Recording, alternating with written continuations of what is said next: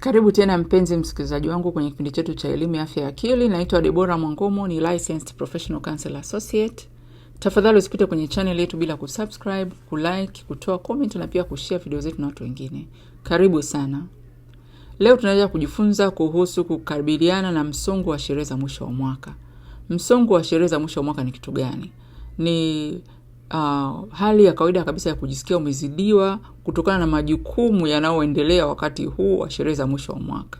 Msimu huu unatakiwa kuwa msimu wa sherehe, wa furaha na kufurahia, muda wa ndugu, jamaa na marafiki, muda wa kufurahia kumaliza mwaka na muda wa kutafakari blessings zako kuanzia Januari mpaka Disemba.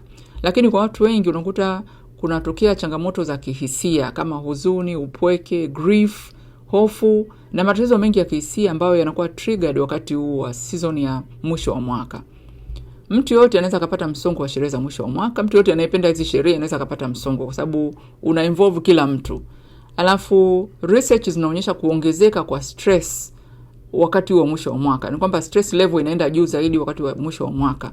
Alafu pia research ya NAMI ambao ni National Alliance of Mental Illness hapa America inaonyesha kwamba 64% za watu wenye changamoto za afya ya akili wamekiri kwamba stress za sherehe za mwisho wa mwaka zinaongeza dalili za matatizo ya afya ya akili zinaongezeka, zinakuwa kubwa zaidi. Kwa hiyo msimu huu unaweza kuwa una trigger mental problems na pia unaweza kuwa unafanya mental problems ziwe kubwa zaidi kutokana na stress ambazo zinaendelea. Sherehe zinaweza zikasababisha stress, hofu, huzuni iliyopitiliza, grief na matatizo mbalimbali ambayo yanajitokeza wakati huo au yanakuwa triggered kutokana na mambo yaliyotokea zamani. Sasa ni mambo gani yanayosababisha stress wakati wa mwisho wa mwaka? Ni kwamba malengo makubwa tuliyojiwekea, wengi tunataka perfect holiday, unataka kusherehekea kwa namna ya kikubwa zaidi, unataka sherehe kubwa sana kama unavyoona kwenye TV, unavyoona kwenye movie, unavyoona kwa marafiki, unavyoona kwa ndugu jamaa na watu wengine mbalimbali ambao unawadimaya. Kwa hiyo tamaa ya kuwa na perfect holiday inakudrive mpaka unaweza kupata stress kubwa sana. Alafu jambo la pili ni kutaka kukidhi matarajio ya watu wengine. Kuna jinsi ambavyo watu duniani hapa wanafikiria kwa Christmas isherekewe this way. Na ukitaka kutimiza malengo ya watu wengine ni kwamba utasherehekea kwa namna ambayo watu wengine watafurahia zaidi, lakini wewe mwenyewe utakuwa na huzuni kwa sababu sio namna yako ambayo wewe unaiweza. Kwa hiyo kutaka kukidhi mahitaji ya watu wengine kunaanza kukupa stress. Ni kwamba unataka kujilinganisha na watu wengine, kwa hiyo ufanye ili watu waone kama umefanya kitu kikubwa sana. Kutakupa stress kubwa. Alafu wakati pia unazunguka na majukumu mengi sana. Kama watu wengi wanasafiri, majukumu ya kifedha, watu wananunua zawadi, majukumu ya kupamba, majukumu ya kukaribisha watu na majukumu mbalimbali yanayotokea wakati kupika, yanaweza kuleta a lot of stress. Kwa hiyo angalia mambo unaoyapitia, unaoyafanya na angalia jinsi yanavyokuletea stress. Alafu pia changamoto za kifamilia ni kwamba wakati huu pia watu wanakutana na ndugu, jamaa na marafiki pamoja kwenye nyumba moja, kwenye dari moja, na unaweza kukuta unakutana na watu ambao huelewani nao au watu ambao ni wagumu, they are very difficult, ambao kuhusiana nao inakuwa ni vigumu sana. Wakati huu ndio wakati wa kutokea magomvi sana, kutokuelewana, magroup kwa watu hawaelewani na huyu, wengine hawaelewani na huyu, magomvi yanajitokeza. Kama magomvi yalikuwa yametokea Christmas nyingine, safari hii yataendelea. Kwa hiyo ni kipindi cha kuleta stress kwa watu wengine.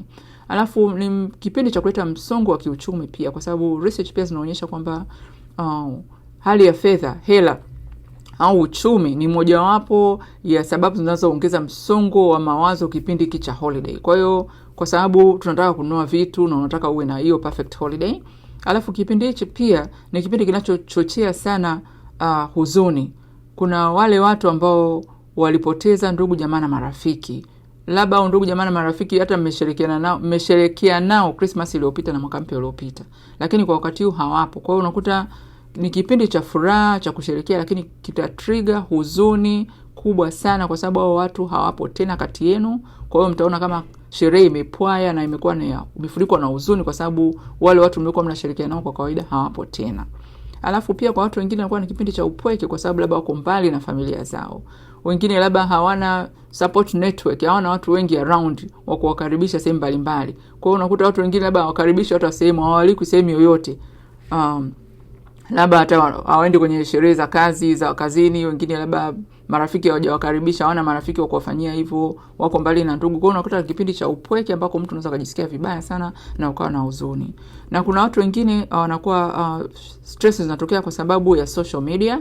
Ni kwamba wengi wanapenda kuangalia vitu ambavyo watu mbalimbali wamepost wakati wa sherehe. Kuna watu ambao wanapost labda wameenda sehemu fulani, wanasherehekea sherehe kubwa ya kifahari, wanaonekana kama wana furaha sana, wanaenjoy sana. Kwa hiyo unakuta watu wengine wanapata stress. Kama wewe labda hujafurahi au hujaenjoy, hujaenda popote, ukiangalia social media unaweza kukuta una stress kubwa sana kwa sababu unataka kujilinganisha na watu. Kwa hiyo sasa wamefanya hivi, mbona mimi sijafanya hivi? Huyu alikuwa na fulani, mbona mimi sijafanya hivi? Kwa hiyo social media inaweza katrigger sana msongo huo. Alafu hata ile kuona watu wako busy kujiandaa na sherehe. Kuna watu ukitoka nje tu unakuta na watu wako busy masokoni, madukani, wananunua vitu, wako busy, unaonekana kila mtu yuko busy, ana spend hela, anatumia hela zake kununua vitu. Sasa kama wewe huna hela msimu huu, alafu labda hujanunua hivyo vitu, utajisikia mdogo, yani utajisikia kama una huzuni kwa sababu hujafanya kama watu wengine wanavyofanya. Na pia malengo ambayo ulikuwa umejiwekea mwaka mzima. Kuna watu walijiwekea malengo kwa by December nitakuwa nimefanya this and this. Inafika mwisho wa mwaka unakuta maybe umepata hasara mwaka mzima.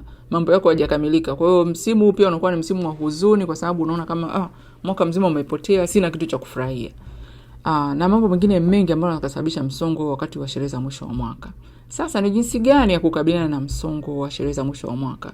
Jambo la kwanza ni kwamba tofautisha mambo ambayo ni ya muhimu na ambayo sio ya muhimu. Kila kitu kila mambo kuna jambo ambalo ni muhimu zaidi na nyingine ambalo sio la muhimu. Yaani kuna vipaumbele. Kwa hiyo angalia vipaumbele vyako ni vitu gani. Kuna watu wengine wengi ambao kipaumbele chao ni kuwa na familia. Mtu anaona kama nikiwa na familia tu this season ndio jambo la muhimu zaidi. Kwa hiyo zingatia hapo. Kama kipaumbele chako ni kitu kingine, pia zingatia hicho. Kwa hiyo usibebe vitu mbalimbali. Tafuta vitu ambavyo ni vya muhimu. Focus na vya muhimu. Vitu ambavyo sio vya muhimu sana viweke pembeni wakati ili kuepukana na stress. Alafu limit social media. Kama nilivyosema, kuna watu wengine ambao wakati huo wanapost zile picha perfect. Mtu amefurahi, anacheka sana, anafurahi, anaonekana kama anaenjoy sana. Kama vinakuumiza, weka mbali social media na wala usisikilize habari ambazo zinakuletea huzuni, kwa sababu zinakuletea kujilinganisha na utapata stress kwa sababu ya watu wengine. Kwa hiyo weka mbali social media kama zinakuathiri. Kama hazikuathiri, kuna watu wengine waathiriwi na social media. Hata uangalie kitu gani unajua tu ni social media. Maybe it's not even true. Watu wanaonyeshaga wana furaha, wameshikana mikono hata kama wana ugomvi. Kwa hiyo kama unajua zinakuletea madhara, please usiangalie social media muda wote kwa sababu zitakuletea stress. Alafu sema no kwa mambo ambayo huwezi kuyafanya. Kuna jinsi vile familia zetu, jamaa, ndugu na marafiki wanataka tufanye mambo kwa ajili ya kuweza kwa namna fulani, lakini kama unajua hutaweza kufanya kwa namna hiyo, labda hutaweza kununua hizo zawadi, hutaweza kwenda sehemu ambayo unataka uende, hutaweza kustahimili 1 and 2 and 3, please waambie tu no. Sio kwa ubaya, waambie tu no kwa hutaweza, kwa sababu ndio kitu ambacho ni ukweli, ni uhalisia kwako. Kwa hiyo hata mialiko sio iweza kwenda, please usiende kama hutaweza kwenda. Kama ni zawadi unatakiwa upeleke zawadi ya kiasi fulani na wewe hutaweza, don't do that. Jitahidi protect your mental health wakati wa season. Alafu kama wewe ni mpweke sana, jitahidi sana kushiriki kwenye shughuli za kijamii. Kuna kuwaga na mambo mbalimbali ambayo yanaendelea hata kama ni mpweke, kama makanisani, karibu dunia nzima unakuta makanisani kuna activities zinaendelea wakati wa Christmas. Jitahidi kwenda kuungana na watu wengine kwa ajili ya kushiriki hizo activities. Jitahidi kuvolunteer, ni wakati mzuri pia kuvolunteer sehemu mbalimbali. Wasiliana na ndugu, jamaa na marafiki, usikae peke yako wala usijisikie upweke sana. Alafu kama umeondokewa na ndugu, kwanza nataka kukupa pole sana kwa sababu ni ukweli, ni maumivu makubwa sana. Kama ulikuwa na ndugu ambao umeshirikiana nao Christmas za nyuma afu mwaka huu hawapo, inahuzunisha sana. Inakuwa ina trigger memories, baada ya kufurahia sherehe unakuwa inakutrigger memories za ndugu yako. Kwa hiyo kama umpoteza na ndugu, jamaa na marafiki, jitahidi sana kuwaenzi au ndugu, jamaa na marafiki kwa kufanya vitu ambavyo walikuwa wanavipenda, kwa sababu hawapo tena, lakini unaweza kutunza memories zao. Unaweza kutunza memories zao na ujifeel comforted, ujifeel kama umefarijika na ujifeel connected. Kwa hiyo jitahidi, kama walikuwa wanapenda kula chakula cha aina fulani, jitahidi kula hicho chakula, kupika hicho chakula.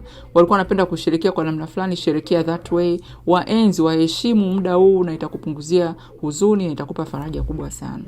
Alafu pia jambo nyingine la kukabiliana na msongo ni kwamba ni kuwa realistic na budget yako. Ni kwamba kila mtu anafahamu maisha yake. Unafahamu budget yako, unafahamu kipato chako. Kwa hiyo usisherekee kwa namna ambayo hailingani na kipato chako na budget yako. Usibebe majukumu usiyoyaweza. Hata kama ulimwengu wote wanafanya mambo hayo, wewe hutaweza, usifanye. Yani for your safety, for your mental health. Jitahidi usifanye mambo ambayo hutayaweza. Usianze mwaka na madeni kwa sababu ya kutaka kufurahisha watu wakuone kama umesherekea kwa namna hiyo.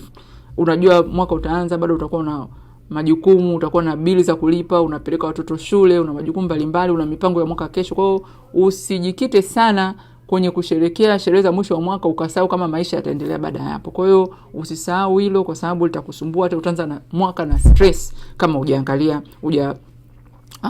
panga mpango wako vizuri.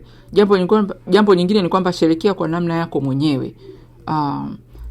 Be yourself unaposherekea sherehe za mwisho wa mwaka. Kwa hiyo usijilinganishe na wengine. Kila mtu ana mawazo yake na vipaumbele vyake. Wewe unafahamu budget yako, unafahamu hali yako. Be yourself, sherekea kwa namna yako mwenyewe. Kuwa na perfect holiday kwa namna yako mwenyewe. Kuna watu wanaopenda kusherekea perfect holiday. You can make your own perfect holiday kwa terms zako mwenyewe. Kwa this is perfect for me. Kwa hiyo sherekea namna ile ambayo unaiweza na ambayo utaifurahia wewe. Yani usifanye vitu kwa ajili ya watu wengine. Be yourself. Sangine kujifanyisha vitu kwa jinsi kwa expectations za watu ndio kunakuletea stress zaidi, kwa sababu unataka watu wakuone kwa namna vile ambavyo unataka kuonekana. Lakini usisahau kwamba mtu wa kwanza kujijali ni wewe mwenyewe, sio mtu mwingine. Alafu jitahidi sana kusherekea kwa namna yako mwenyewe. You can have your own version of perfect holiday na ikakufurahisha na ukawa umejiundia holiday yako mwenyewe jinsi ya kusherekea. Kwa hiyo nawatakieni Christmas njema na heri ya mwaka mpya, na kama umpenda hii channel please usisahau kusubscribe na kushare.